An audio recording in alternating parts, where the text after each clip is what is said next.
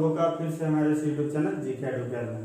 आज हम बात करने वाले हैं असुर जनजाति और उनके शासन व्यवस्था के बारे में।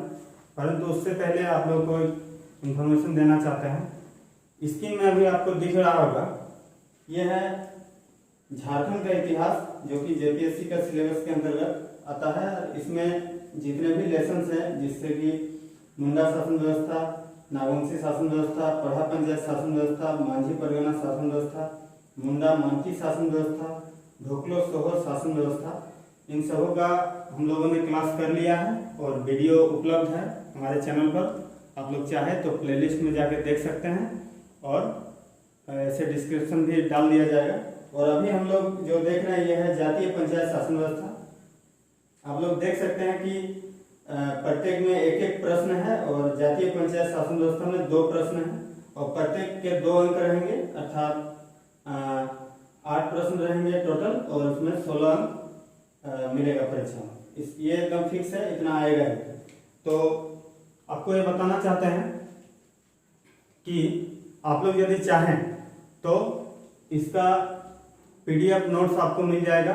नीचे जो आपको ये फ़ोन नंबर दिया गया है, ये व्हाट्सएप नंबर में आप लोग मैसेज करें तो आपको हैंडराइटिंग, मेरा हैंडराइटिंग से लिखा हुआ और कंप्लीट PDF नोट्स आपको मिल सकता है। और यदि आप लोग नोट्स नहीं भी लेना चाहें तो हम लोग ऐसा इसको लिखते हैं बोर्ड में, ताकि आप लोग आसानी से इसका नोट्स बना सकते हैं। तो आप लोग चाहे तो वीडियो भी देख सकते हैं और यदि आपको चाहिए तो नोट्स भी मिल जाएगा। तो बने रहिए हमारे साथ, ठीक है। पूरा वीडियो देखिए, आपको निश्चित ही बहुत फायदा होगा। तो आज हम लोग शुरू करने वाले हैं असुर जनजाति, ठीक है। तो चलिए शुरू करते हैं। असुर जनजाति जो है, इसके बारे में पहले बात करें तो हम लोग इससे आगे देखे हैं या सुने हैं कि असुर एक दानव है, देवता के साथ उनका युद्ध होता है, इसी प्रकार का, जिससे एक अलग छवि बनता है। परंतु सब कुछ उसी प्रकार नहीं है। जैसे भारत विविधताओं का देश है, यहाँ कई प्रकार की जाति धर्म निवास करते हैं।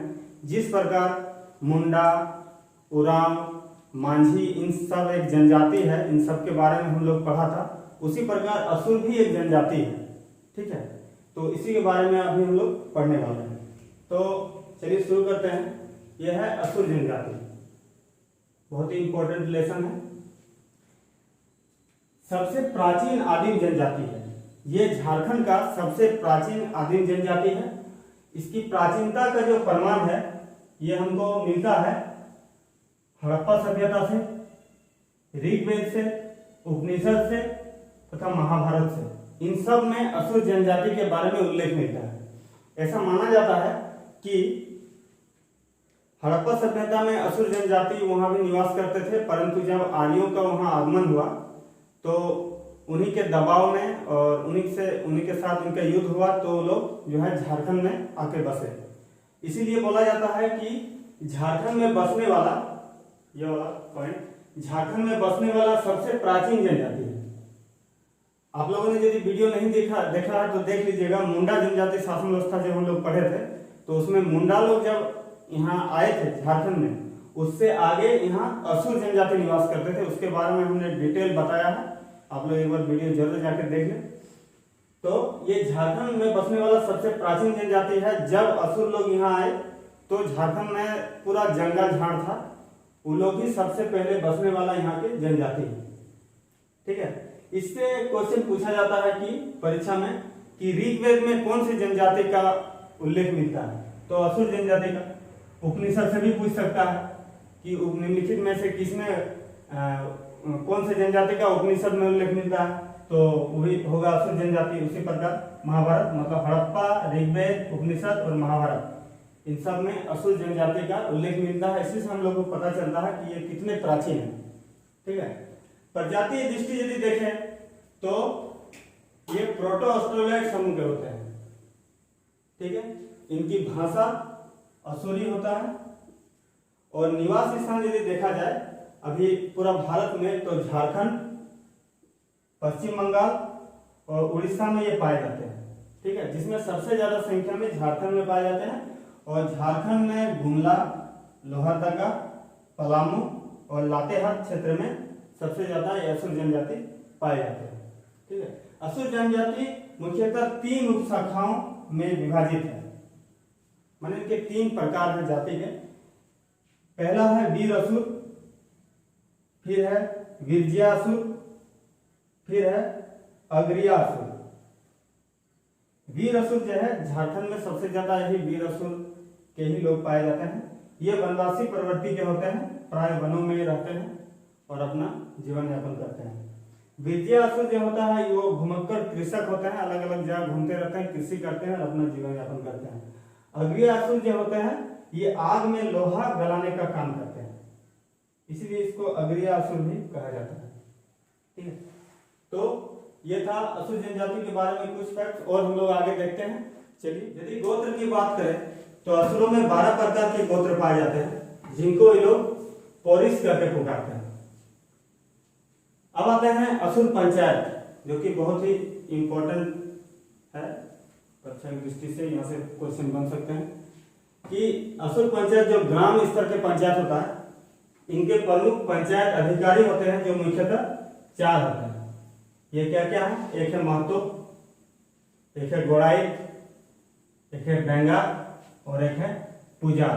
पुजार को सुबारी भी कहा जाता है।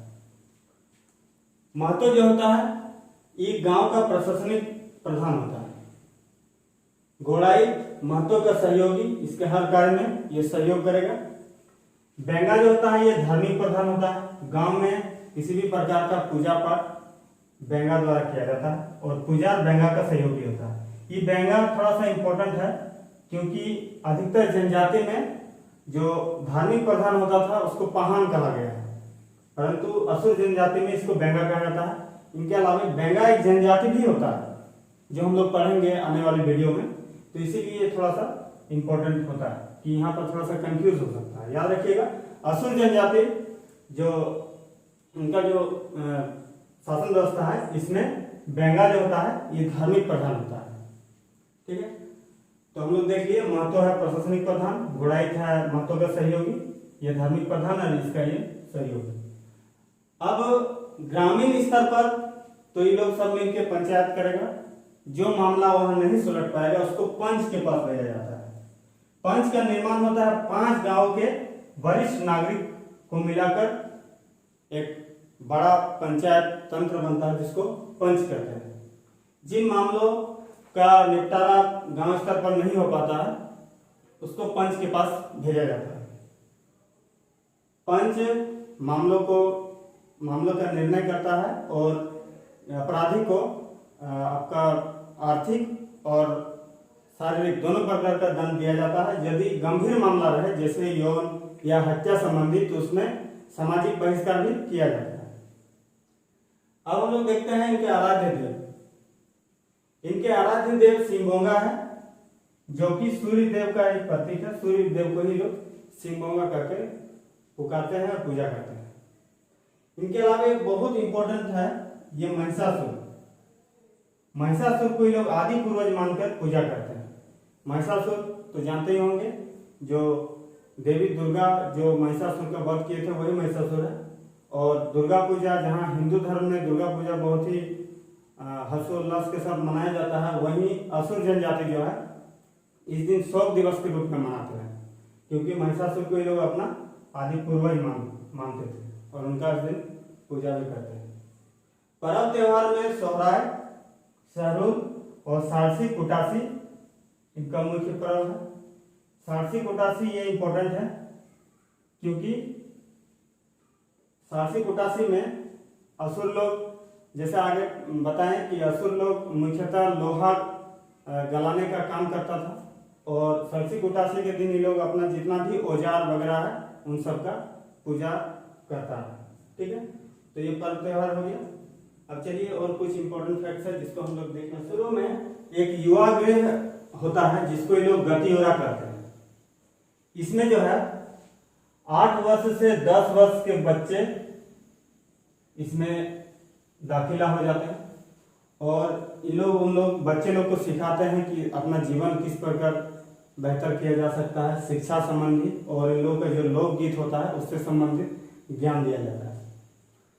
इनमें भोजन की बात करें तो ये इंपॉर्टेंट है कि असुर लोग 2 टाइम ही भोजन करते हैं। एक सुबह का खाना मतलब जो सुबह खाते हैं, एक शाम का खाना जो शाम को खाते हैं। सुबह या और शाम दो ही टाइम ये लोग मुख्यतः खाते हैं। सुबह के खाना को लोलो छोटू जोंकू कहा जाता है और शाम के खाना को नियारी छोटू जोंकू कहा जाता है। कुछ अलग टाइप का लग रहा होगा परंतु यही कहा जाता है और ये इम्पोर्टेंट भी है, परीक्षा में पूछा जा सकता है। इन लोगों का मुख्य भोजन यदि देखें तो चावल, मक्का, महुआ, मांस, फल, सब्जी और हड़िया मुख्यतः इन लोग खाते हैं। विवाह भी असुरों में जो होता है ये मुख्यतः 3 प्रकार का होता है और ये इम्पोर्टेंट है परीक्षा के दृष्टिकोण से। ये भी 3 प्रकार के विवाह होते हैं, विधि विवाह, ईदी विवाह और ढुकू विवाह। विधि विवाह जो होता है ये नाम से ही पता चल रहा है कि विधि पूरा विधि विधान के साथ माता पिता के सहयोग से सहमति से इसका विवाह होता है, इसको विधि विवाह कहा जाता है। ईदी विवाह ये इंपॉर्टेंट है क्योंकि ईदी विवाह जो होता है ये असुरों में ही सिर्फ पाया जाता है। तो ईदी विवाह में क्या होता है, लड़का और लड़की बिना कोई सामाजिक नियम के, कोई कानून के, अपने मर्जी से ये लोग एक साथ रहते हैं, बिना मतलब शादी विवाह किए एक साथ रहते हैं और काफी दिनों तक रहेंगे और यदि इन लोगों का फिर मर्जी होगा तो शादी करेंगे, नहीं तो फिर नहीं करेंगे। तो इसको ईदी विवाह कहा जाता है। और ढुकू विवाह जो होता है ये प्रेम विवाह होता है जिसमें लड़का और लड़की सिर्फ रेडी है, शादी कर लिया, जिस तरह प्राय होता है लव मैरिज, ठीक है। इसके अलावा एक होता है अंत्येष्टि स्थल, ये जहाँ पर इन लोगों का जब देहांत हो जाता है असुर लोगों का तो यहाँ पर अंतिम संस्कार किया जाता है, तो इसको शासन कहा जाता है। प्राय सभी जनजाति में शासन ही कहा गया है अधिकतर। तो दोस्तों ये था हमारा असुर जनजाति के ऊपर ये वीडियो, उम्मीद है आप लोगों को अच्छा लगा होगा। और यदि इसका आप लोगों को PDF नोट्स चाहिए तो डिस्क्रिप्शन में व्हाट्सअप नंबर दिया गया है, उसमें आप लोग मैसेज करें तो आप लोग को उपलब्ध बाय हैंडराइटिंग, मेरा हैंडराइटिंग नोट्स पूरा आपको मिल जाएगा। उम्मीद है वीडियो आप लोगों को अच्छा लगा होगा। यदि अच्छा लगा हो तो लाइक और शेयर कर दें और न्यू है तो सब्सक्राइब जरूर कर लें। तब तक के लिए धन्यवाद। जय हिंद।